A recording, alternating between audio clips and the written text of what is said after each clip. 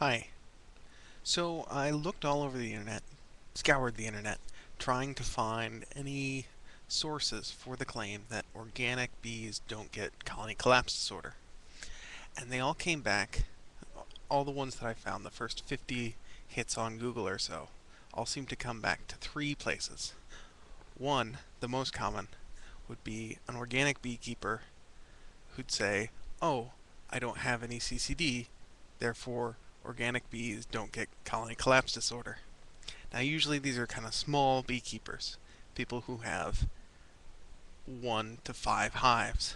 Now, if it's completely randomly assorted, which you'd expect from a chemical, not an infection, but a chemical, you would see roughly 30 to 40% of people who have one hive losing it.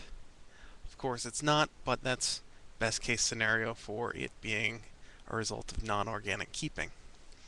However, if you crunch the numbers and you've got a 30% chance of losing any given hive, that means 70% of people with one hive wouldn't lose any. And if you bump the numbers up to 10, that's still 2.5% of people who wouldn't lose a single hive to colony collapse disorder. Now, the second most common resource I saw it come back to was an online blog, Celsias, and they had a article that they wrote about it, and they had a list of about 1,000 organic beekeepers call them up or write them up and say, no, we don't have any colony collapse disorder. Again, you have the same problem. You're not hearing from the people who are having their colonies collapse. You're just hearing from the many people who don't. And according to the UN World Agriculture Statistics, there are, in the US alone, 210,000 beekeepers and 2.4 million beehives. That means there are about 12 beehives per beekeeper. And since we have absolutely huge giants, the corporate juggernauts with thousands and thousands of hives, therefore we have to have thousands and thousands of people with less than 10 hives. So you've got the same problem with the individual accounts and with the aggregation of individual accounts. It's gathering data the wrong way. And you can gather a list as long as your arm of people who haven't had any colony collapse. That doesn't prove that what they're doing is stopping it. It proves that there are people who can call you and tell you that they haven't had their colonies collapse in this way, or don't think they have. They might not recognize it. Sometimes bees just disappear. Alright, the third source that I saw it all come back to, and the most reliable, it seemed, is a book, A Spring Without Bees, How Colony Collapse Disorder Has Endangered Our Food, by Bill Shacker and Bill McKibben. And their proof that this is not an infection, but rather a result of people not raising organic bees, was one report from the Sierra Vista Herald in Arizona in June 2007. A beekeeper, D. Lusby, who has 900 organic colonies, isn't having any problems at all. That is what they come back to. So we have these cases of people not having problems, and that's all well and good, but that doesn't mean that what they're doing is the reason they're not having problems. If you look around some more, there is an entomologist by the name of Dr. Eric Mussen, M-U-S-S-E-N, and he is stationed in Davis, California, and he's one of the people who really pinpointed it as being an infectious disease. His reasoning was that it rolls through populations. And I'm just going to read you a little excerpt of what he said.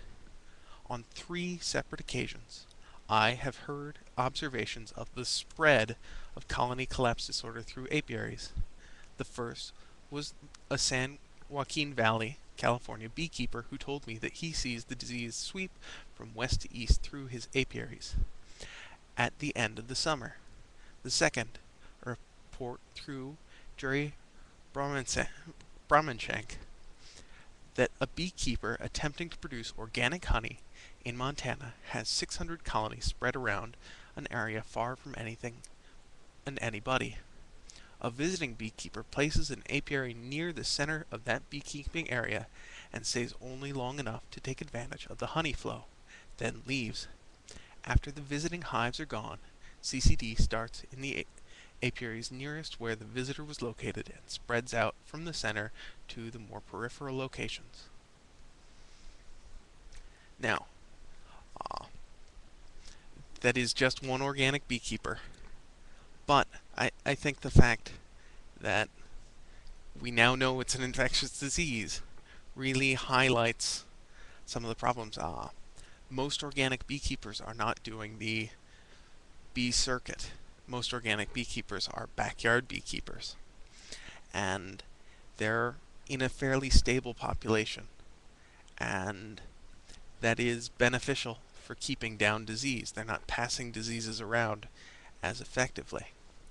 Now, the latest research, the Army did it, because the Army has learned a lot about infectious disease for identifying bioweapons. They searched and they found iridovirus and microsporidium. Iridovirus, a virus. Microsporidium is a fungus. And they're thinking that that is what has caused it. Now, these are things that have been around and surviving in insect populations for much longer than humans have been around. And so it is unlikely that we have created the monster of these two diseases working synergistically. However, with how we're moving bees around, we are spreading the disease a lot more effectively than it would be able to, because an infected bee can only fly so far. But if it gets loaded into a truck and trucked somewhere, it can get there a lot faster. So we are moving these around, and it's not a matter of organic or not organic. It's a matter of migratory beekeeping. And so one point matters, the rest not so much. Thanks.